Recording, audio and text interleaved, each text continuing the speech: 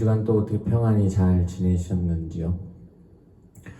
오늘은 이제 비가 많이 오는데요. 이제 3월이 되고 아마 이제 봄을 재촉하는 이제 봄비가 내리는 것 같습니다.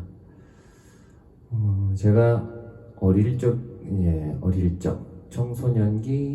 청년기 때까지도 이렇게 비 오는 걸 참 싫어했었거든요. 비가 오면 이렇게 막 흙탕물 튀고, 막 옷이 버리고, 또 이게 뭔가 비에 젖는 것 이런 걸 좀 이렇게, 또 비 소리도 별로 이렇게 좋아하지 않았었는데, 하나님의 은혜를 좀 이렇게 제 개인적으로 경험하고 또 깨닫고 난 후부터 아마 그랬던 것 같아요. 그리고 또 서울 살다가 포천에 이사 오면서 또 삶의 환경이 바뀌다 보니까 또 그랬었던 것 같기도 하고요. 비가 하나님 주신 은혜고 복이구나라는 걸 삶의 현장 속에서 좀 더 깊이 경험하게 되면서 좀 어떻게 보면 뭐 삶의 좀 방식도 좀 바뀌어졌던 것 같고요. 생각이 바뀌어야 또 삶도 바뀌죠.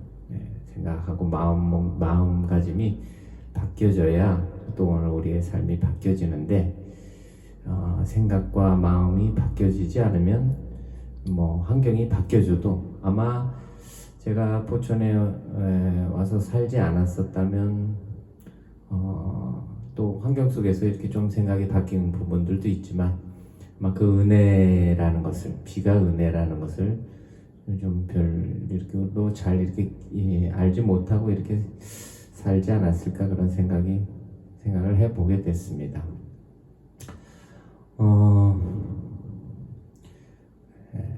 결국 모든 것이 은혜죠. 비가 오던 눈이 내리던, 뭐 오늘 우박도 내렸는데요. 또 바람이 부는 것도, 또 맑은 날을 주시는 것도, 모든 날이 또 모든 것이 하나님이 주신 은혜인데, 오늘 좀 나누는 찬송을 이렇게 제가 부르다가 오늘 이 찬송가 가사가 또 관련 있는 내용이기도 하고요. 이제 이스라엘 백성의 출애굽하는 그런 사건을 좀 다시 한번 되새겨보게 됐습니다.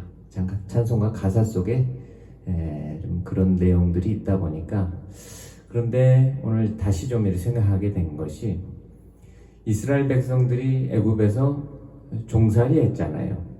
어떻게 보면 이제 출애굽하기 바로 직전에 가장 또 힘들고 고된 그런 종살이를 했었고, 또 하나님이 그들에게 은혜를 베풀어 주셔서 애굽에서 구원해 내신 것인데,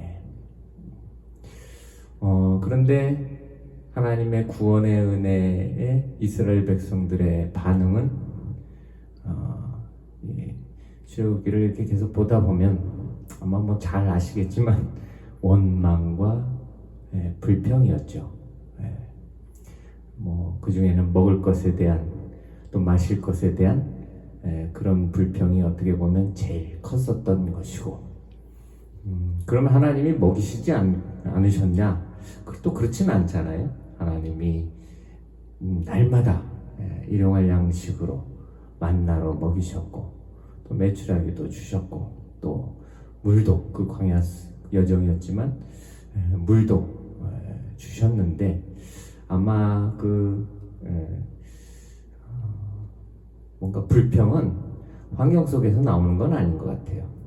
원망과 불평은 환경 속에서 나오는 것이 아니라 아마 그들의 생각, 그들의 마음이 여전히 애굽에 매여 있었기 때문에, 그래서 애굽에서는 뭐 오이도 먹고 부추도 먹고 뭐 좋은 거 맛있는 거 많이 먹었는데, 종살이 하면서 맛있는 거 먹는 거야 뭐 주인 상에 올라갈 거 훔쳐 먹었을 텐데,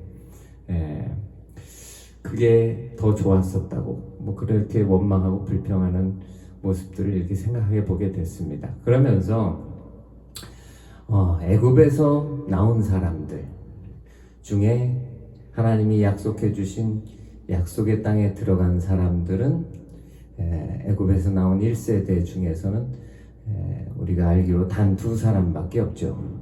여호수아와 갈렙. 심지어 모세도 들어가지 못했으니까요.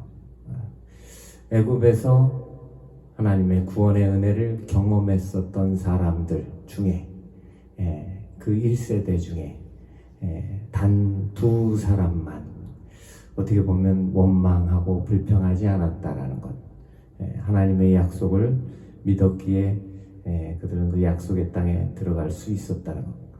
그러면서 제가 오늘 우리의 삶의 모습을 좀 돌아보게 되어졌어요. 오늘 그리스도인으로 살아가는, 성도로 살아가는 우리의 인생 삶이 이제 이 광야 여정을 살아가는 거죠. 이미 하나님의 구원의 은혜는 경험한 것이고요.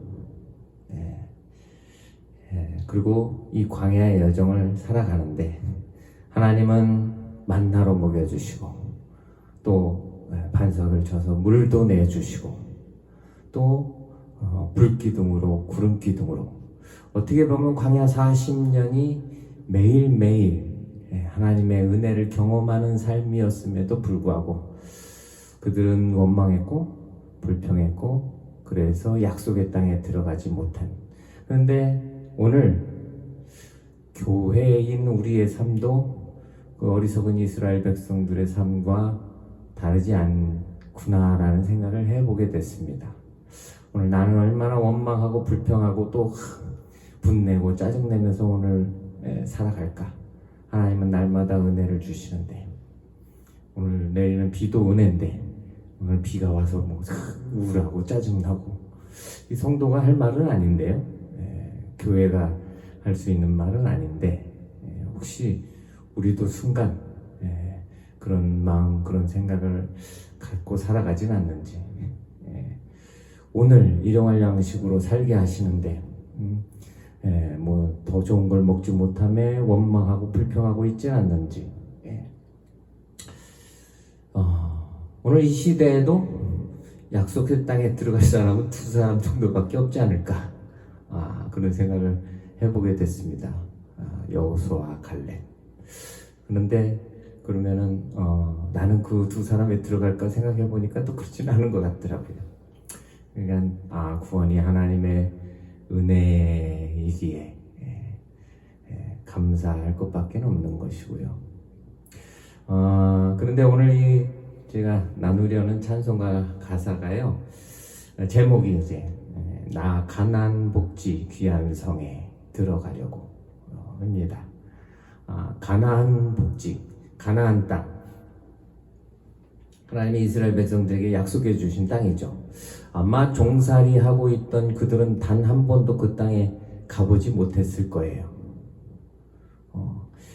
출애굽했었을 당시에 그 사람들의 거의 대부분이 아마 그 땅에 대한 약속을 받고 가지고 살아가긴 했지만 단 한 번도 뭐 종이 그 먼 땅을 뭐 고향 갔다 온다고 갔다 와 볼 일은 없잖아요. 아마도 요셉이 그 아버지 야곱의 장례를 치를 때 다녀온 것이 마지막이 아니었었을까. 그것도 벌써 400년이나 더 지난 그 전에 있었던 일이지. 그 땅에 살던 사람들은 아마 아무도 그 약속의 땅을 가보지 못하지 않았을까. 물론 여호수아와 갈렙이 이제 그 땅을 정탐하고 와서 하나님 주신 약속의 땅이 분명합니다. 우리 들어가면 됩니다. 했지만 이스라엘 백성들은 믿지 않았죠. 믿지 않았어요. 그게 오늘 우리의 모습 같지 않을까. 천국. 물론 이 가나안 땅은 약속의 땅이고 오늘 우리가 가서 길이 살겠네. 영원히 살.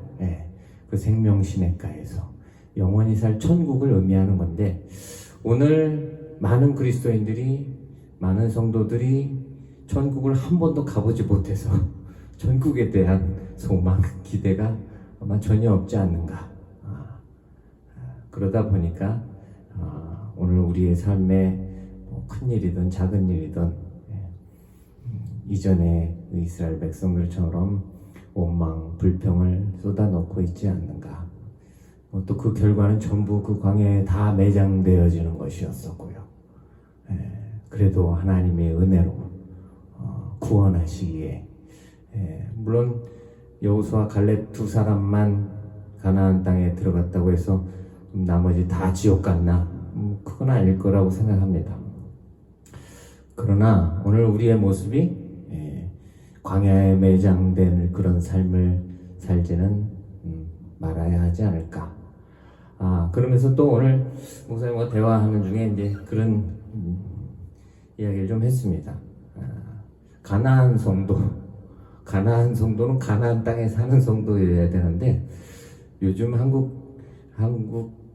우리 한국에서 가나안 성도는 교회 안 나가는 사람들을 가나안 성도라고 이렇게 한다고.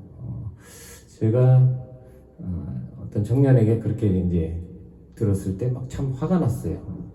자기는 가나안 성도라고, 자기는 교회를 안 나간다고, 그래도 자기는 예수님을 믿는다고. 가나안 교회를 안 나가는 성도, 그런 건 없습니다. 교회를 나가지 않는, 교회로 모이지 않는 성도, 그런 건 없어요. 그렇게 천국 가는 길은 없죠. 그들은 그렇게 믿고 싶겠지만, 교회로 모이지 않고 교회에 모여서 예배하지 않고서도 자기가 천국에 갈 수 있다고 그렇게 믿고 싶겠지만, 그건 자기 믿음인 것이고, 오늘 가나안은요, 교회 안 나가가 아니라 복된 땅이에요. 하나님이 약속해 주신. 거기에 가는 것이 복이죠. 교회 안 나가는 것이 자랑도 아니고 그건 복도 아니고, 가나안 땅에 들어가는 것이 하나님이 약속해 주신 복을 얻는 길이라는 것. 그리고 그것은 모두가 누리는 것은 아니라는 사실. 뭐 열심히 있다고 되는 것도 아니고, 뭐 능력이 있다고 되는 것도 아니고, 오직 하나님의 은혜임을, 그렇게 원망하고 불평하던 백성들도 날마다 먹이셨어요. 광야에서 죽을 때까지, 묻히기 전까지는 그들을 만나러 먹여주셨고, 또 그 광야 여정을 지내는 동안 날마다 또 불기둥으로, 구름 기둥으로 인도하셨고, 하나님의 은혜는 끊이지 않았다는 것, 하나님이 그 은혜를 멈추시지 않았다라는 것. 그래서 하나님의 은혜에 소망이 있는 거죠. 오늘 우리에게 소망이 있는 것이 아니라, 한국교회, 저는 소망이 없다고 생각합니다. 왜냐, 한국교회의 모습을 요즘 보면 한국교회는 소망이 없다고 저는 생각해요.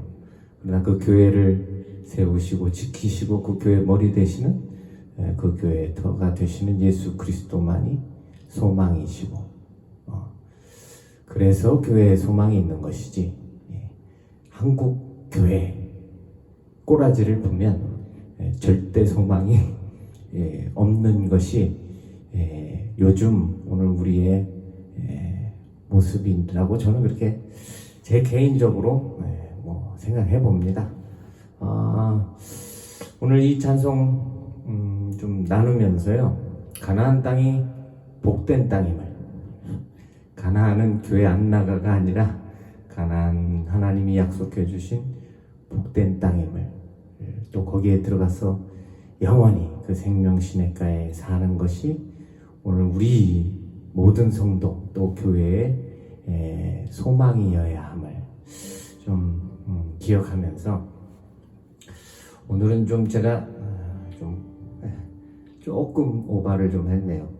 표현하는 것도 뭐 그냥 제 일상에서는 그렇게 막 지나친 표현은 아니고 그냥 늘상 하는 표현이지만, 사실 이 자리가 또 예수와 홀에서 이 찬양하는 사역이 뭐 그냥 제 개인적인 생각을 이렇게 나누는 자리가 아니기 때문에 좀 많이 제 나름대로 그냥 절제하고 다듬어서 좀 듣기 불편하시지 않게 그렇게 좀 표현하려고 노력은 합니다만, 뭐 듣기 좋은 말만이 또 좋은 것은 아닌 것 같아요.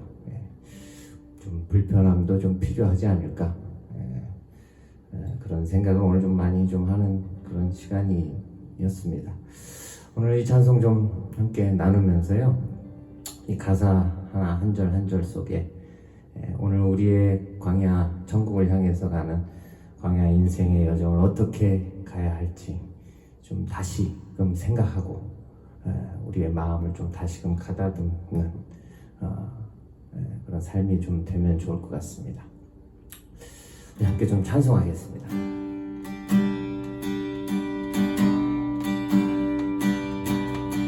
나 가난 복지 귀한 성에 들어가려고 내 중한 짐을 벗어버렸네.